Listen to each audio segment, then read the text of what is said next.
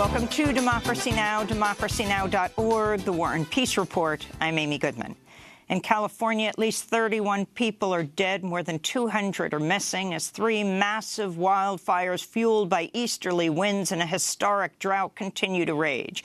In Northern California's Butte County, the Camp Fire has become the state's deadliest in 85 years after at least 29 people died as the town of Paradise was almost completely destroyed.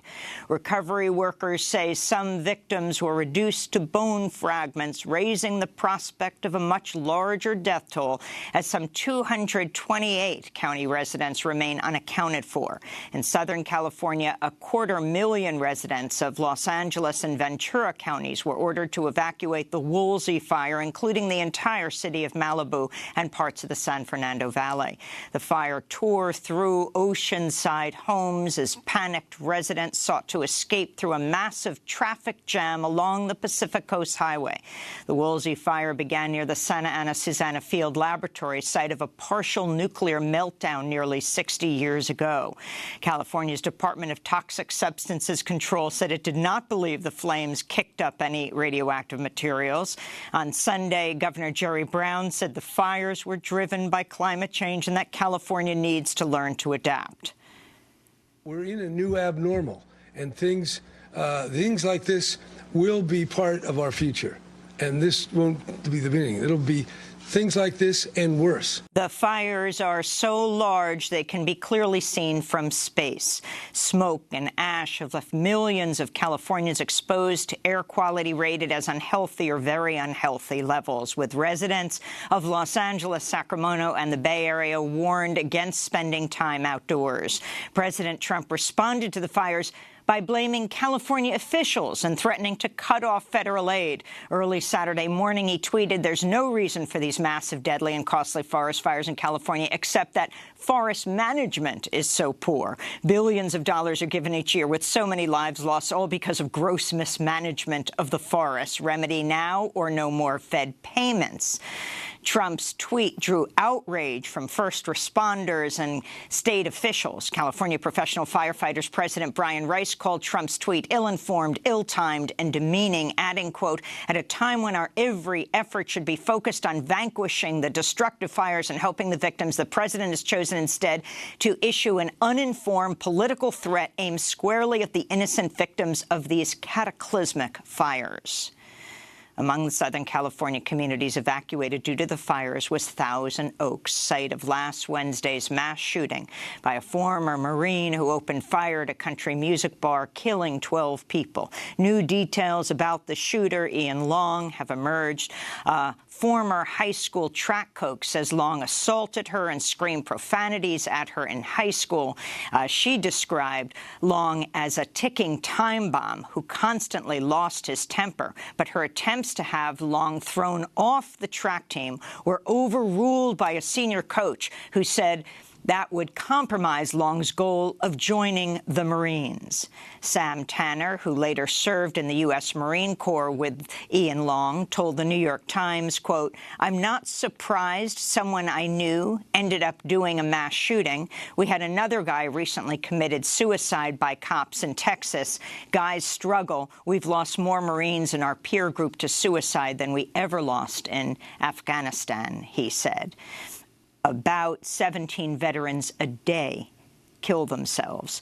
We'll speak with Suzanne Gordon, author of Wounds of War, about this later in the broadcast. In Florida, vote recounts in the U.S. Senate and gubernatorial races are underway. In the Senate race, Republican Governor Rick Scott's lead over Democratic incumbent Bill Nelson for Senate has shrunk to just 0.15%. In Broward County, Florida's second most populous county, reports of undervoting have raised concern, with 25,000 more people apparently voting in the governor's race than the Senate race. Some say this could be due to the confusing ballot design or problems with the vote counting machines. In the governor's race, Republican Ron DeSantis is leading Democrat Andrew Gillum by 0.41%. Both President Trump and Republican Governor Rick Scott have claimed with no evidence that Democrats are carrying out widespread voter fraud. This is Democrat Andrew Gillum responding to those claims on Sunday from a church in Fort Lauderdale. The governor has filed another lawsuit to try to keep the votes that were counted in Broward County just yesterday from being added to the total tally. These are legal votes. These are legal votes that have been cast. And we are right now in court fighting to have those votes counted. Gillum originally conceded his race election night, but has since retracted the concession as his opponent's lead narrowed. Florida's recounts are scheduled to be completed by Thursday. In Arizona, Democrat Kyrsten Sinema has increased her lead over Republican Martha McSally to almost 1.5% in the race to succeed Republican Senator Jeff Flake, but hundreds of thousands of more votes remain to be counted. In the Georgia governor's race, Democrat Stacey Abrams filed a federal lawsuit Sunday calling for rejected absentee and provisional ballots to be counted in a race that's still too close to call. Unofficial voting numbers put Republican Brian Kemp in the lead of 50.3% of the vote. If his lead shrinks to 50% or less, the race will go to a runoff. In Orange County, California, 15-term Republican Congressmember, former Reagan speechwriter Dana Rohrabacher, has lost his seat to Democratic challenger Harley Rouda. The Mississippi Senate race will head to a runoff later this month after neither Republican incumbent Cindy Hyde-Smith nor Democratic challenger Mike Espy received the 50% of the vote needed to declare victory. Hyde-Smith is coming under fire for a remark earlier this month during a campaign stop. In a video of the event, she's heard saying, quote, "If he invited me to a public hanging, I'd be in the front row." Hyde-Smith is referring to a local rancher in the video. Her opponent, Mike Espy, is African-American. The FBI is investigating a Florida company where Matt Whitaker, President Trump's pick for acting attorney general, once served as a paid advisory board member. Last year, the Federal Trade Commission shut down the company, World Patent Marketing Incorporated, after a number of inventors, including military veterans, said the company cheated them out of their life savings. Whitaker was paid at least $9,300 to serve on the board of World Patent Marketing and appeared in promotional videos on behalf of the company. As acting attorney general, Whitaker will oversee the FBI, which is now investigating Whitaker's former company. The growing scandal came as Democrats questioned whether Trump's appointment of Whitaker is constitutional. They also warned against any interference by the Justice Department in Special Counsel Robert Mueller's investigation. On Friday, Trump was asked if he'd spoken to Matt Whitaker about the Mueller probe before appointing him acting attorney general. I didn't speak to Matt Whitaker about it. I don't know Matt Whitaker. President Trump's comment Friday directly contradicted a previous statement he made a month ago. This is Trump speaking on Fox and Friends on October 11th. I can tell you Matt Whitaker's a great guy. I mean, I know Matt Whitaker. Further, about whether he hired Whitaker in order to end the Mueller probe, Trump attacked reporters. This is Trump being questioned by CNN's Abby Phillip. Robert Mueller? What a stupid question that is. What a stupid question.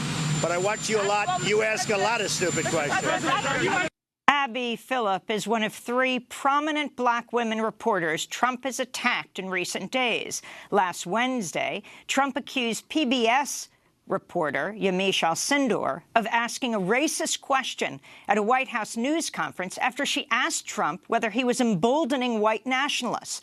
Trump went on to attack April Ryan of American Urban Radio Networks, whom Trump repeatedly told to sit down Wednesday as she tried to ask a question about voter suppression. The same thing with April Ryan. I watch her get up. I mean, you talk about somebody that's a loser. She doesn't know what the hell she's doing. She gets publicity, and then she gets a pay raise, or she gets a contract with, I think, CNN. But she's very nasty, and she shouldn't be. In more news from the Justice Department, Jeff Sessions signed a last-minute order limiting the use of consent decrees Wednesday, hours before he was fired by President Trump.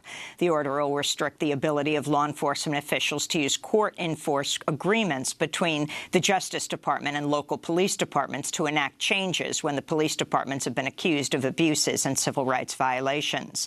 In Paris, President Trump joined world leaders Sunday as they gathered to pay tribute to the millions who died in World War I.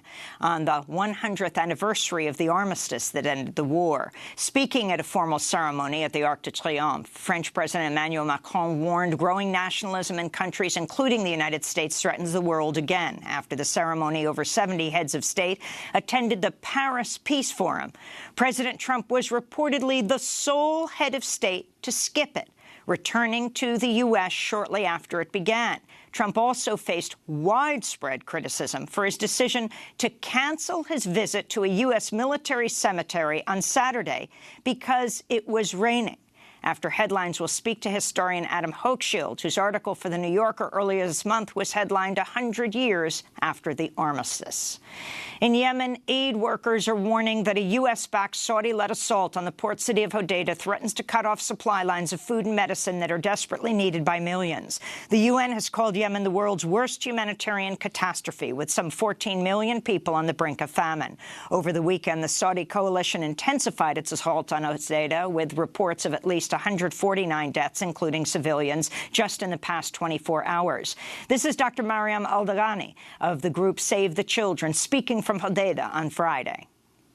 In the last 30 minutes, there were more than 15 airstrikes.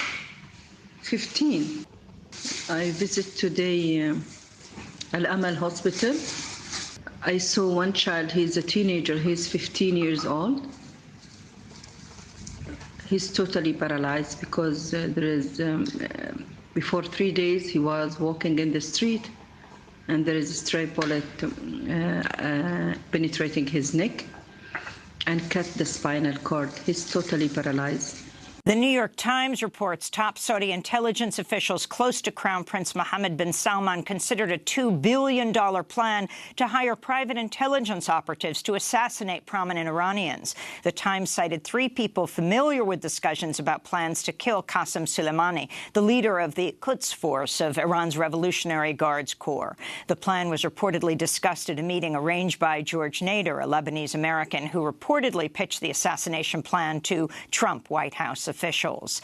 In Somalia's capital, Mogadishu, suicide bombers and gunmen attacked a popular hotel Saturday, killing 39 people and wounding 40 others. The militant group al-Shabaab claimed responsibility. The attack came as the Trump administration has stepped up attacks on al-Shabaab, with at least 29 airstrikes in Somalia so far this year. In the Gaza Strip, Palestinians say Israeli commandos in a civilian vehicle drove into the southern city of Khan Yunis Sunday in a clandestine raid that killed 7 Hamas members, including a commander. Israel said one of its soldiers had been killed in an exchange of fire before Israel called in tank fire and airstrikes while the commandos escaped back to Israel. After the fighting, Palestinians fired 17 rockets into southern Israel, none of which appear to have caused deaths or injuries. Meanwhile, Israel allowed the government of Qatar to provide millions of dollars in aid to pay the salaries of thousands of Palestinian civil servants who've worked for months without a full paycheck. Israel also allowed a shipment of diesel fuel, also paid for by Qatar, which has reduced the number of hours Gaza residents have spent without electricity. Even with the increased power supply, Gazans have only about 8 hours of electricity per day. And in Oklahoma City, a jury has ordered the insurance giant Aetna to pay over $25 million to the family of a cancer patient who died after she was denied cancer treatment. The jury ruled Aetna acted recklessly in 2014 when 3 of the company's medical directors decided to deny radiation therapy to Arana Cunningham, who had stage 4 cancer near her brainstem. The directors called the treatment experimental, even though the treatment is covered under Medicare. Arana died in 2015 at the age of 54. Doctors think the treatment denied by Aetna might have dramatically extended her life. And those are some of the headlines. This is Democracy Now!, democracynow.org, The War and Peace Report. I'm Amy Goodman.